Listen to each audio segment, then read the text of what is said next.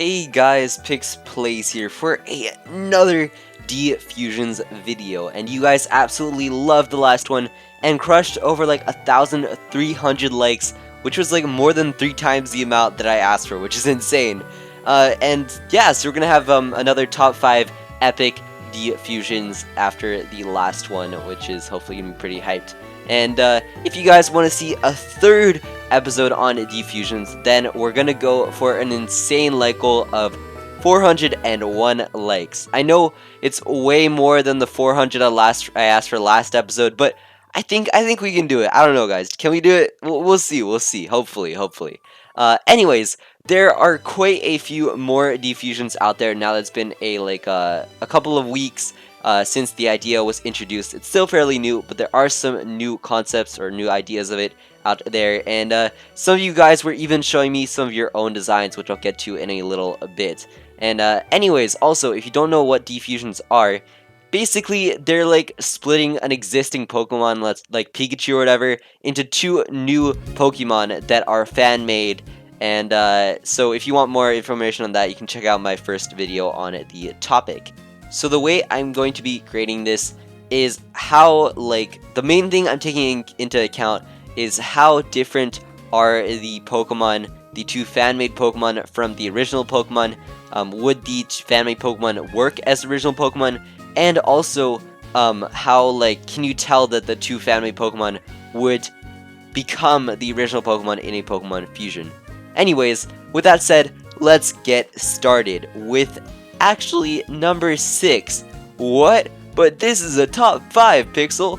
Well, I'd actually like to give credit to this awesome Defusion of Phantump, which GameWit17 on Twitter tweeted to me. It is really cool, and he called these 2 fan-made Pokemon Fan and Tump, and it's like this little ghost floating dude, and then like the tree skull, or the stump. Yeah, and I think it's a really neat concept, and you may be thinking that they wouldn't really work as original Pokemon, as separate Pokemon, but I think it actually works really well, and is actually a lot better of a concept than some of the ones we did last video, some of the ones I went over last video.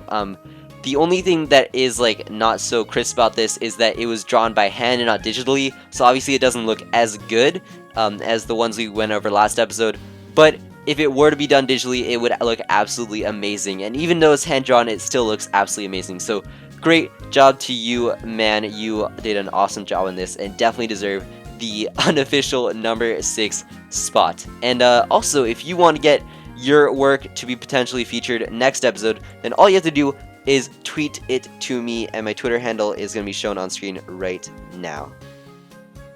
Anyways, going into number 5 is actually 2 separate Defusions of a Pokemon by VGB Michael and Sableye the Science Guy, best usernames ever.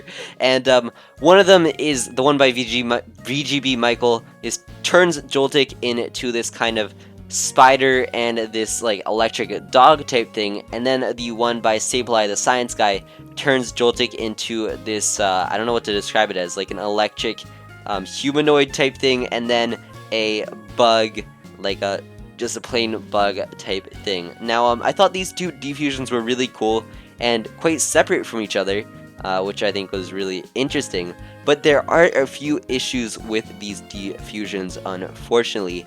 And for the one made by Sableye the Science Guy, the humanoid creature looks kind of low-key like an Electabuzz. Not so much the shape of it, but just the stripes that it has, the black stripes, make it kind of look like an Electabuzz, but I think it's still okay. It's not too close.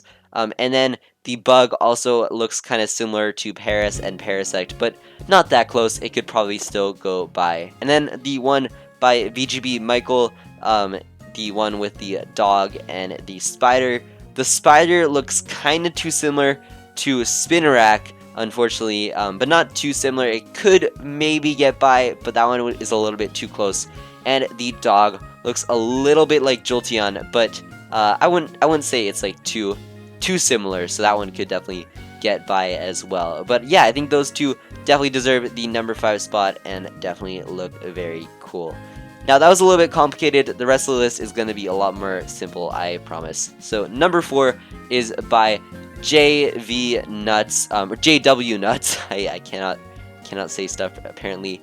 And this is a diffusion of both Gligar and Gliscor, and it basically turns them into a bat and a scorpion. And I really like this diffusion a lot. I think it's a very neat concept, and the bats do look cute, and it's cool how it's like the individual diffusions are kind of like evolutions of each other. So like the small scorpion can turn into the big one, and the small bat can turn into the big bat. So I think that is really cool, and I definitely love this idea as a diffusion.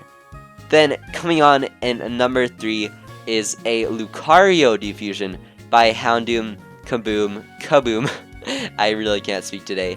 And it basically turns Lucario into this like Anubis purple dude with a staff and everything that kind of looks like Lucario, but looks really cool. Could even be like a better Lucario Mega, I don't know.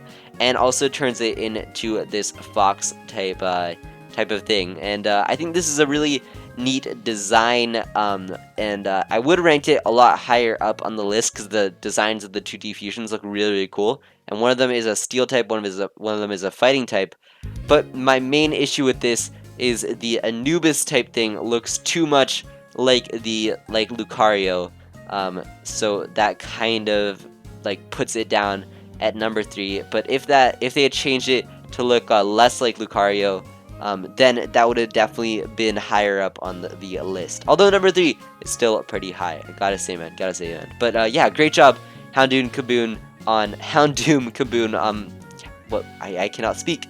Houndoom Kaboom on that design because it looks epic. And the final 2 designs are actually by Houndoom Kaboom as well. So great job to you. And coming in at number 2 is a Shedinja, diffusion, which is insanely creepy and awesome, which turns Shedinja into this little like bug thing that's kind of like a dead body, like leftover of a bug, and then outside of it this like really creepy ghost thing like rises from the dead body, and just looks absolutely insane. I love it. It's just such a spooky diffusion, and it just works so well. So great job, Houndoom Kaboom, for designing it. That looks absolutely insane. And then coming in number 1 is actually a very fitting design for Houndoom Kaboom to make, because it is a Houndoom diffusion, and this Houndoom diffusion makes him turn into this like fiery dog thing, with like fire coming from his tail, fire coming from his mane. Very cool looking. And then also this floating skull creepy looking dude, that has like the skull features, the skeleton features of Houndoom, and has like the tail that it has as well.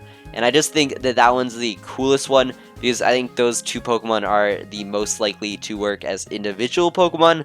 And if you did a Houndour diffusion, it would work as well, because then it could be like, I think these 2 diffusions, the 2 Pokemon coming from the diffusion, look like they could have pre-evolutions, so those pre-evolutions could fuse into a Houndour or Houndour. So yeah, that is my new top 5 Pokemon diffusions. Super huge thanks to everyone that submitted stuff for this. I mean, everyone that these guys didn't really submit stuff. Everyone that drew the stuff for this list, because you guys are really what made this video possible.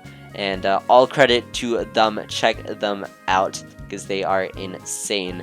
And yeah, if you are new to my channel, I'd really appreciate you subscribing. You don't have to, but I'd appreciate it. And if you want to see a new episode of this, then let's go for the insane 401 likes. I don't know if we can do it. I hope we can. And also comment which one of these was your personal favorite of the bunch. Anyways, the name is PixPlays, and I will see you guys all in the next video. Bye!